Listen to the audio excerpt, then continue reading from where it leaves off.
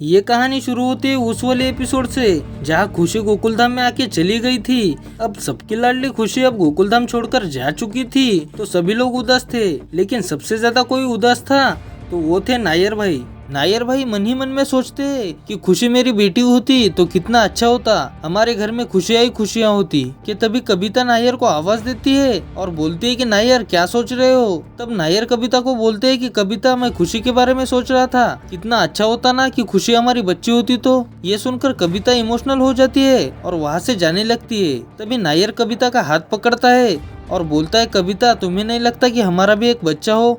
तब कविता बोलती है कि नायर तुम्हें भी पता है कि हम पेरेंट्स नहीं बन सकते, तो क्यों बार बार वही बात कर रहे हो। दरअसल कुछ साल पहले की बात है जब नायर और कविता नए नए शादी करके मुंबई आए थे और रास्ते पर पानी पूरी खा रहे थे। तभी एक लॉर्ड नाम का बंदा नायर और कविता को गाड़ी से उड़ा देता है तो दोनों ही हॉस्पिटलाइज हो जाते हैं। बाद में दोनों की रिपोर्ट आती है। अब रिपोर्ट लेने कविता चली जाती है क्योंकि नायर को अभी तक होश नहीं आया था। तब कविता रिपोर्ट देखती है। कविता की रिपोर्ट नॉर्मल थी, लेकिन नायर की रिपोर्ट में लिखा था कि वो कभी पापा नहीं बन सकती। अब रिपोर्ट देखकर कविता काफी परेशान हो जाती है और अपने डॉक्टर फ्रेंड की मदद से रिपोर्ट बदल देती है। अब नायर को भी होश आ चुका था। अब उनकी तबीयत काफी हद तक ठीक हो चुकी थी। तभी नायर कविता को बोलते हैं कि कविता क्या हुआ, रिपोर्ट में क्या लिखा है। तब कविता बोलती है कि नायर मैं कभी माँ नहीं बन सकती। ये बात सुनकर नायर के पाँव तले जमीन खिसक जाती है, लेकिन नायर खुद को संभालते हुए बोलता है कि कविता तुम चिंता मत करो, हम कोई ना कोई रास्ता निकल लेंगे, चलो पहले यहाँ से चलते हैं। ये बोलकर दोनों हॉस्पिटल से गोकुलधाम के लिए निकल जाते हैं। अब प्रेजेंट में आते हैं।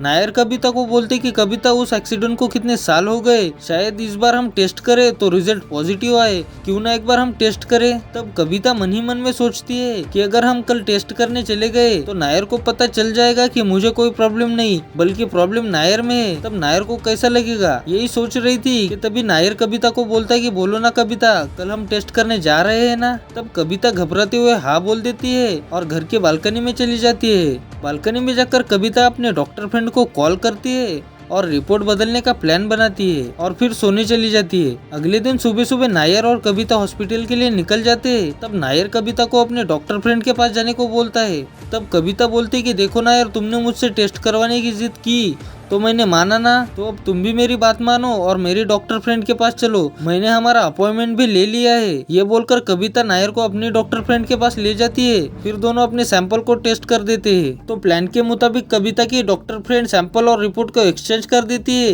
रिपोर्ट देखकर नायर काफी डिसअपॉइंट हो जाता है और दोनों घर चले जाते हैं। घर पर जाकर नायर कविता को कॉफी बनाने के लिए बोलता है और चुपके से दोनों सैंपल जेब में डाल देता है और कॉफी पीकर ऑफिस के लिए निकल जाता है। ऑफिस जाकर नायर का मन ऑफिस में नहीं लग रहा था तो नायर ऑफिस से छुट्टी लेकर अपने डॉक्टर फ्रेंड के हॉस्पिटल पहुंच जाता है और उसे दोनों को सैंपल देके टेस्ट करवाने को बोलता है।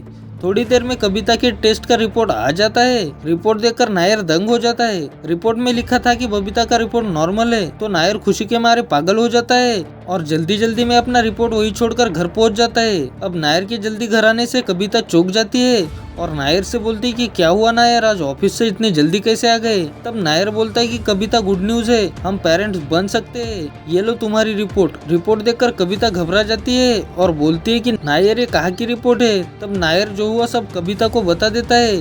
नायर की बात सुनकर कविता शॉक हो जाती है और झूठी मुस्कान देकर खुश होने का नाटक करती है। तब नायर कविता को अपनी ओर खींचता है और बोलता है कि कविता हम पेरेंट्स बनने का ट्राई कर सकते हैं क्या, आज ही से करेंगे। तब कविता भी नायर को झूठी स्माइल देकर ठीक है बोलती है। अब देखते देखते रात के 10 बज चुके थे और सभी का खाना हो चुका था। तभी नायर खुशी से नाचते हुए सोडा पीने कब्दुल की दुकान पर पहुंच जाता है। अब नायर को इतना खुश देखकर जेठालाल परेशान हो जाता है और नायर से पूछता है कि क्या बात है नायर भाई, आज आप कुछ ज्यादा ही खुश लग रहे हो। तब नायर जेठालाल को बोलता है कि कुछ नहीं जेठालाल, बस आज कविता ने खाना बहुत टेस्टी बनाया था उस वजह से खुश हूँ। ये बोलकर नायर फटाफट सोडा पीता है और सबको बाय बोलकर निकल जाता है। घर पर कविता एक ही बात सोच कर परेशान थी कि नायर तो कभी बाप नहीं बन सकता और नायर को मैं सच भी नहीं बता सकती, अब मैं करूँ तो क्या करूँ। तब कविता को जेठालाल की याद आती है। कविता मन ही मन में बोलती है कि जेठा जी मेरी कुछ मदद कर सकते हैं। कि तभी कविता के पीछे से नायर आता है और कविता को पीछे से हक कर देता है और दोनों रोमांस करने लगते हैं। अब नायर फुल मूड में आ चुके थे,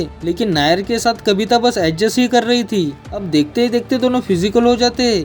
और बाद में नायर चुपचाप सो जाता है। अब रात के 1 बज चुके थे। कविता नींद से उठ जाती है और जेठालाल को कॉल करती है। इधर जेठालाल कविता का फोन देखकर चौंक जाता है और फोन उठाते ही बोलता है कि बोलिए कविता जी, इतनी रात को फोन किया, क्या हुआ, सब ठीक तो है ना। तब कविता बोलती है कि जेठा जी आप अभी के अभी सोसाइटी टेरिस आ सकते हो। तब जेठालाल भी ठीक है बोलकर सोसाइटी की टेरिस निकल जाता है। इधर कविता भी नायर से छुपते छुपाते टेरिस पहुंच जाती है। टेरिस पर कविता जेठालाल को जो हुआ सब बता देती है। तब जेठालाल थोड़ी देर सोचकर कविता को बोलता है कि कविता तुम मुझे कल इसी टाइम पर कॉल करो, मैं कुछ ना कुछ करता हूँ। ये बोलकर जेठालाल घर चला जाता है और कविता भी अपने घर चली जाती है। अब कुछ दिन ऐसे ही चलता है। रोज नायर और कविता फिजिकल होते हैं। कविता जेठालाल से मिलने रोज सोसाइटी की टेरिस जाती है और बाद में घर आ जाती है। लेकिन एक दिन जब नायर रात को पानी पीने उठ जाता है और कविता को नहीं देखता तो कविता को आवाज देते घर में ढूंढने लगता है और ढूंढते ढूंढते बालकनी में पहुंच जाता है कि तभी जेठालाल और कविता नीचे आते हुए नायर को दिखाई देते हैं। ये सब देखकर नायर के होश उड़ जाते हैं। लेकिन नायर फटाफट घर में चला जाता है और सोने का नाटक करता है। तभी कविता घर पे आ जाती है और चुपचाप नायर के बाजू में सो जाती है। अगले दिन सुबह नायर कविता से कुछ नहीं पूछता और सीधे ऑफिस चला जाता है। नायर ये देखना चाहता था कि कविता रोज जेठालाल से मिलती है या नहीं। अब देखते ही देखते रात के 10 बज चुके थे और नायर भी ऑफिस से आ चुके थे। फिर नायर और कविता खाना खाते और बाद में दोनों फिजिकल हो जाते। अब नायर सोने का नाटक कर रहा था कि तभी कविता धीरे से उठती है और जेठालाल को कॉल करके टेरिस बुलाती है। ये सब नायर सुन ही रहा था, लेकिन नायर कविता को कुछ नहीं बोलता। अब कविता घर से जा चुकी थी और लगभग 2 घंटे बाद वापस आके चुपचाप नायर के पास सो चुकी थी। अब नायर अभी भी जागे हुए थे। नायर मन ही मन में सोचते हैं कि कल सुबह कविता से बात करनी पड़ेगी। ये सोचकर नायर सो जाता है। अगली सुबह नायर कविता को जेठालाल के बारे में पूछने के लिए आ ही रहा था कि कविता नायर को बोलती कि कांग्रेट्स नायर, हम पेरेंट्स बन गए, देखो मैं प्रेग्नेंट हो गई। ये बोलकर कविता नायर को प्रेगा किट दिखाती है।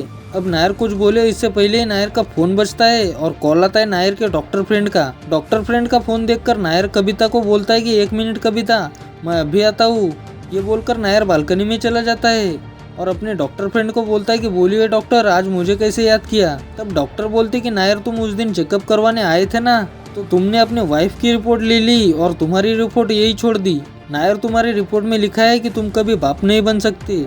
ये सुनते ही नायर कांपने लगता है। दोस्तों आगे क्या होगा, क्या नायर को पता चलेगा कि ये बच्चा किसका है और क्या कविता और नायर का डिवोर्स होगा, ये देखने के लिए अभी सब्सक्राइब कर लो।